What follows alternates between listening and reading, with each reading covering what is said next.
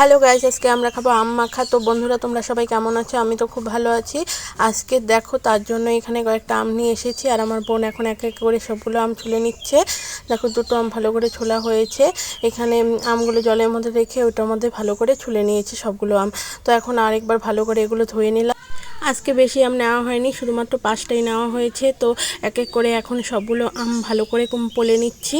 আজকের আম মাখার দায়িত্বটা আমার বোনের উপরে পড়েছে, আর তার জন্য আমার বোনই পুরোটা মাখছে। আর এখন দেখো, আমাদের আমগুলো গ্রেট করে নেওয়া হয়ে গেছে, আর এর মধ্যে লঙ্কাও দিয়ে দেওয়া হয়েছে। আর এখন চিনি আর লবণ দিয়ে ভালো করে মেখে নেব, তাহলেই হয়ে যাবে। তোমরা কে কে আমার মতো এমন করে টক খেতে ভালোবাসো আর আম মাখা এমন করে খেতে ভালোবাসো, অবশ্যই কিন্তু আমাকে কমেন্ট করে বলবে। তো দেখো, এখন সবগুলো ভালো করে মিশিয়ে নিয়েছি। প্রায় মাখা হয়ে যাওয়ার পরে এখন মনে পড়লো যে এটার মধ্যে লেবু পাতা আর দুধ দিতে হবে।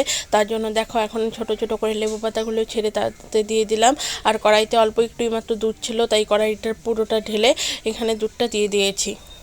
আমার আম মাখার ভিডিওটা দেখতে তোমাদের কেমন লেগেছে, আর তোমরা কে কে এমন করে বাড়িতে আম মেখে খাও, অবশ্যই কিন্তু আমাকে কমেন্ট করে বলবে। টাটা।